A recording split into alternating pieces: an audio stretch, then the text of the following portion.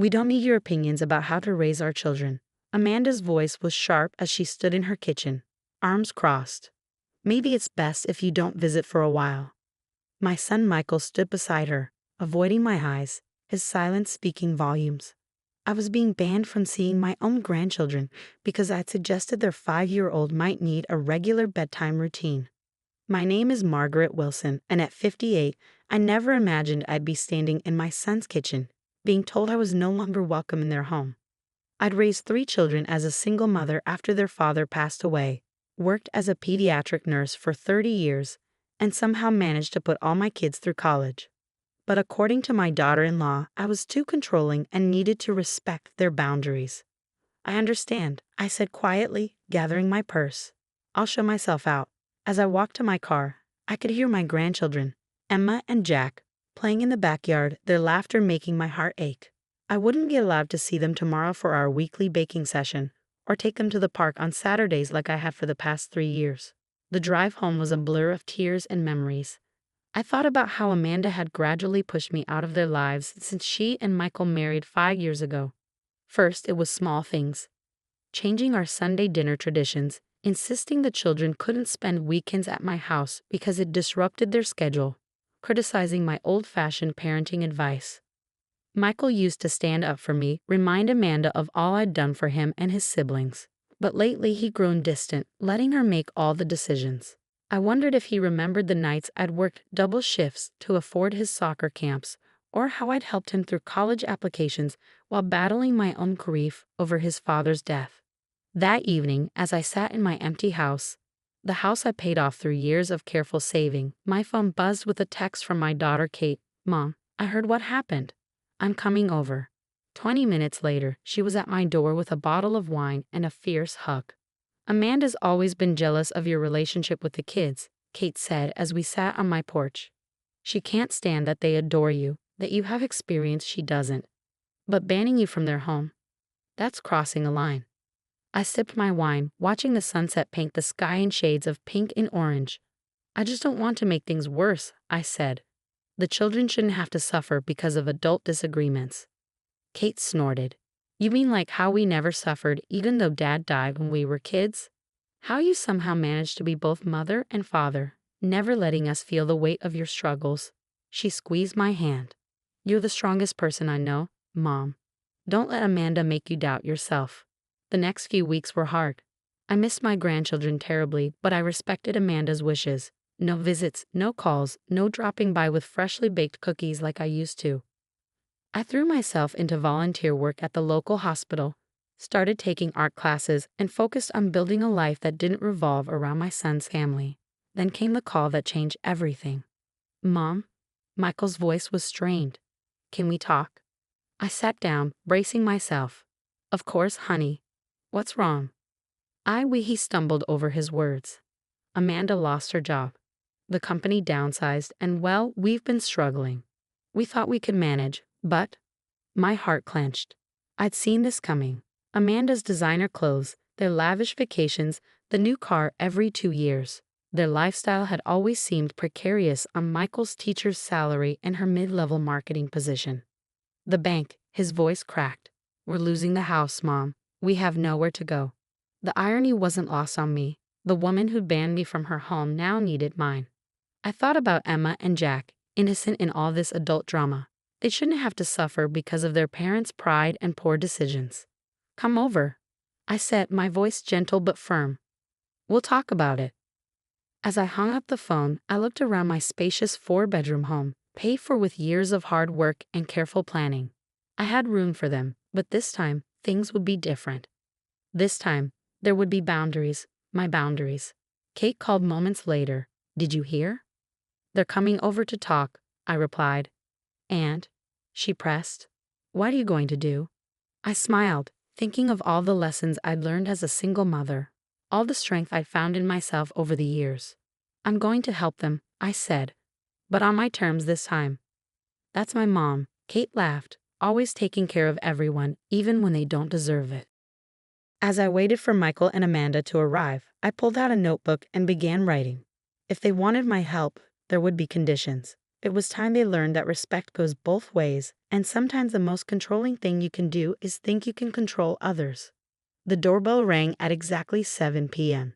Through the frosted glass, I could see Michael and Amanda's silhouettes, standing closer together than usual. When I opened the door, the first thing I noticed was Amanda's red-rimmed eyes and Michael's crumpled shirt, so unlike his usual put-together appearance. "Come in," I said, stepping aside. The children rushed past their parents, Emma throwing her arms around my waist while Jack clung to my leg. Despite everything, my heart swelled at their touch. 3 weeks without seeing them had felt like an eternity. "Grandma, did you make cookies?" Emma asked, her eyes hopeful. Even in crisis, some things never change. "Not today, sweetheart. Why don't you and Jack go play in the garden? I need to talk to your parents." I watched them scamper off before turning to face Michael and Amanda. In my living room, the tension was palpable. Amanda perched on the edge of my sofa, her designer purse clutched tightly in her lap. Probably one of the last remnants of their formerly luxurious lifestyle. Michael sat beside her, his shoulders slumped in defeat. So, I began settling into my armchair. "Tell me everything." The story tumbled out in bits and pieces. Amanda's company had been struggling for months, but she kept it from Michael, hoping things would improve. They'd been living on credit cards, falling behind on their mortgage payments. The final notice from the bank had arrived yesterday. They had 30 days to vacate. "We've looked at apartments," Michael said, running a hand through his hair, "but we can't afford the deposits. And with Amanda's job loss on our record. Not to mention the foreclosure," Amanda added quietly, a far cry from her usual confident tone. "Nobody wants to rent to us." I picked up my notebook, opening it to the page where I'd written my conditions. "I have room for all of you here," I said carefully. "But there need to be some ground rules." Amanda's head snapped up, her eyes narrowing slightly. "Old habits die hard, I suppose." But before she could speak, Michael placed a hand on her arm. "Whatever you say, Mom. We're just grateful you're willing to help." I took a deep breath. "First, this arrangement is temporary, 6 months maximum. During that time, you both need to focus on finding jobs and saving money. No unnecessary expenses." They nodded, though I saw Amanda's fingers tighten around her purse. "Second, while you're here, we share responsibilities. Cooking, cleaning, household maintenance, we all contribute. And third," I paused, meeting Amanda's eyes directly, "I get to be a grandmother again. No more restrictions on when I can see the children or how I interact with them." But Amanda started, but Michael cut her off. "Of course, Mom, you're right about everything. I should never have let things get to this point." I smiled softly at my son, seeing glimpses of the thoughtful boy he'd once been. "There's one more thing," I added. "I want us to have family counseling, all of us together. We need to address the real issues here, not just the financial ones." Amanda's face flushed, but she remained silent. The choice was clear: accept my terms or find another solution. After a moment, she gave a small nod. "When can we move in?" Michael asked. "This weekend," I replied. "That gives us time to prepare the rooms and set up a schedule." As if on cue, laughter erupted from the garden. Through the window, I could see Emma pushing Jack on the old tire swing their father had played on as a child. Some things come full circle, I thought. That night, after they'd left with promises to return Saturday morning, Kate called again. "How did it go?" "They agreed to everything," I said, settling into my favorite chair with a cup of tea. "Even the counseling." "Wow," Kate whistled. "Amanda must be desperate." "Are you sure about this, Mom? Living with them won't be easy." I thought about the children's laughter in my garden, about Michael's grateful eyes, even about Amanda's silent struggle with her pride. "No, it won't be easy," I agreed. "But sometimes the hardest things are the most worth doing." "Just promise me something," Kate said. "Promise you won't let them walk all over you again." "Don't worry," I assured her, glancing at my notebook where I'd written my conditions. "I've learned a few things about boundaries myself." As I prepared for bed that night, I walked through my house, imagining how different it would be in a few days. The quiet would be replaced by children's footsteps, the empty rooms filled with life again. It wouldn't be perfect, nothing ever is, but it would be a chance to rebuild what we lost. In Emma's soon-to-be room, I opened the closet where I'd stored the dollhouse Michael had played with as a child. Tomorrow, I clean it up, maybe add some new furniture. Sometimes the best way forward is to remember where you've been.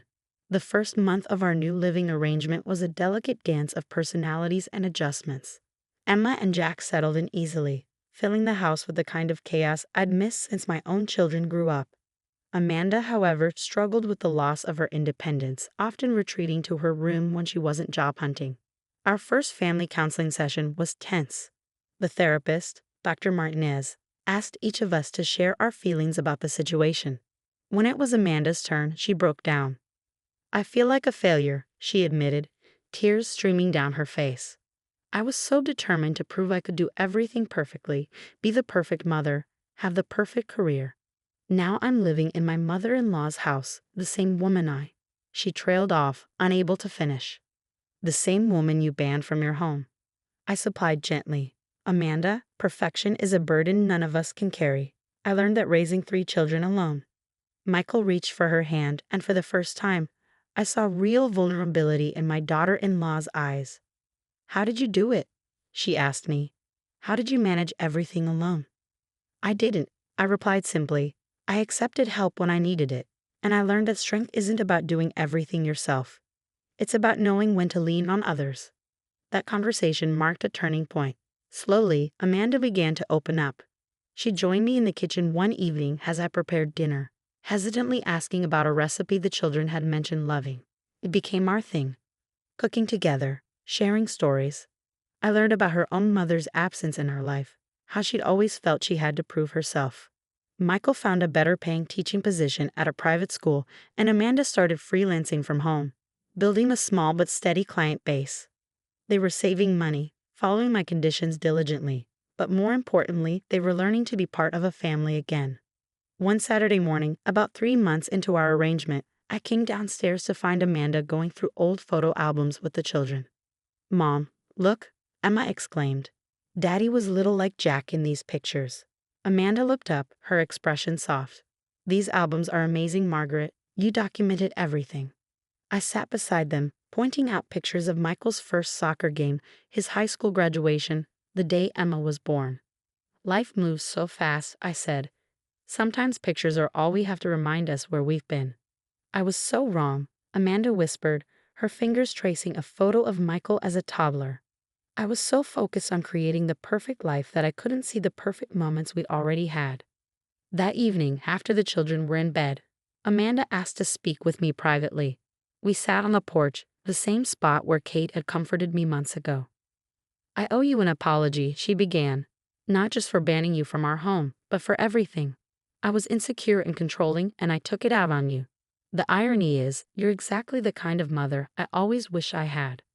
I reached for her hand, squeezing it gently. "We can't change the past, Amanda, but we can build a better future."